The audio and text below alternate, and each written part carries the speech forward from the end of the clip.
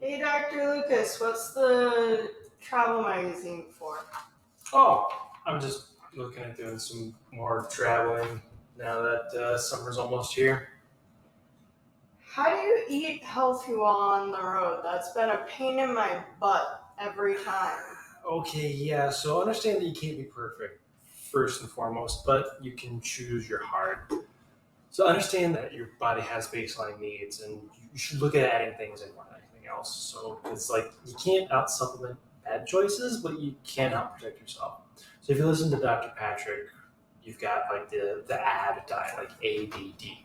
Essentially, you have two choices. You can try doing pure eating and then be deficient in nutrients, or you can be like exposed to some toxins and have sufficient nutrients.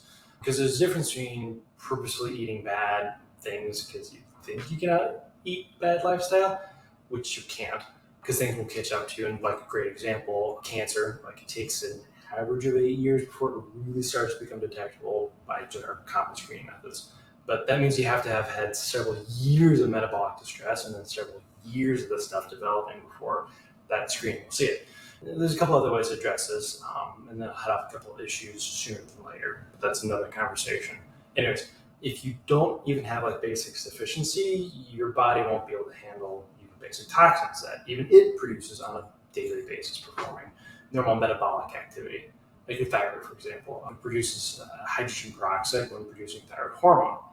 And for crying out loud, you can't thrive without thyroid hormone. So like, even if you're taking some additional level of toxicity, at least make sure you're getting sufficient nutrients so you can deal with those things. Because that detox process requires its own nutrients. So just because you eat clean doesn't mean you eat enough. So road travel, how do we do what we need for food without eating deficiently? So like meal prepping, that's a great place to start. Again, I don't mean preparing soup because traveling with that can be really difficult, and nobody likes cold soups unless it's that one Spanish tomato soup that has to be eaten cold. I'll pass personally, but something that's just easy to eat and decent. Like cold chicken isn't great, but cook it, shred it, toss in some quinoa, roasted broccoli, dried fried onion, maybe some herb like dill. You got a meal that's pretty good even when it's cold.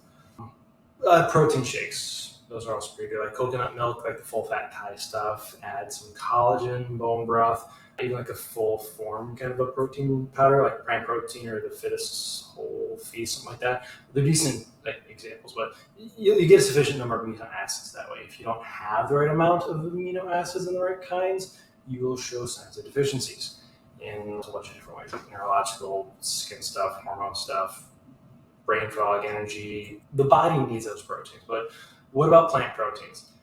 I don't really like them that much because they tend to lack the sufficiency of amino acids. They tend to lack the right ones because there's 20 that your body needs and 11 that your body can make and 9 that you absolutely cannot make and you have to consume them.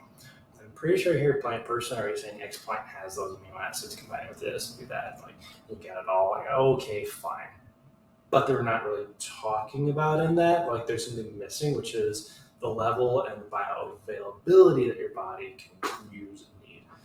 So like chickpeas are a great example. You need like 6 cups of chickpeas to get like 4 ounces of chicken breast, like equal protein levels. But we'll talk more on that later. Remember, you're made of meat. Okay, so like that's trick. Your body has a harder time breaking down, disassembling, absorbing, reusing those amino acids from a plant because you're not made of plants. But here's the other thing: when you harvest a plant, like it's still alive, and living things don't like to be eaten. So plants have a lot of self-defenses. Sometimes we call them like anti-nutrients. That's the colloquial term, but again, we'll get into that later.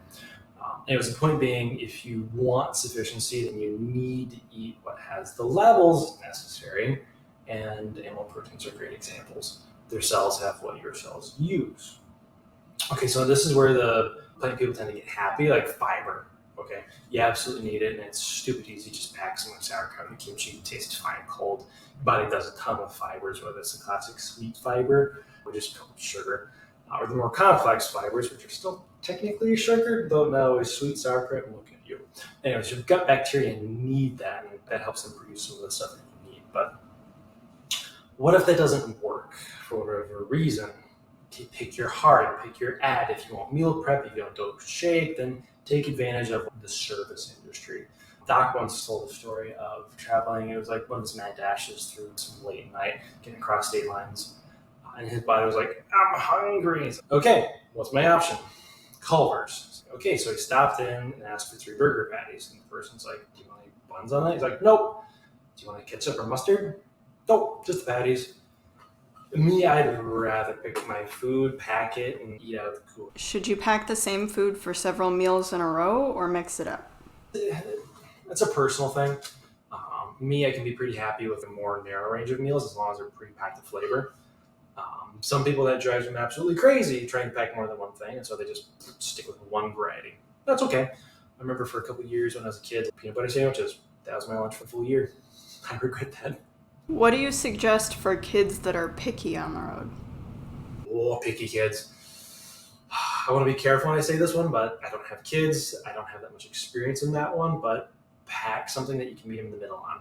So like shakes can sometimes work out pretty good. Like, oh, hey kids, here's a milkshake. I can get away with that.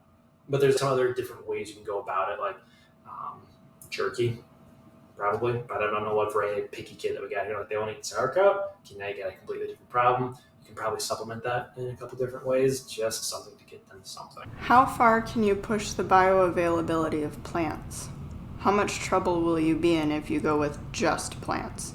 It's just a road trip. Like your body won't be the happiest, but it can go through times of like protein unavailability. It's just going to borrow from other places in your body, and there will be some processes that do start to suffer in various capacities. I've pretty much never seen a vegan eat truly fully what they need.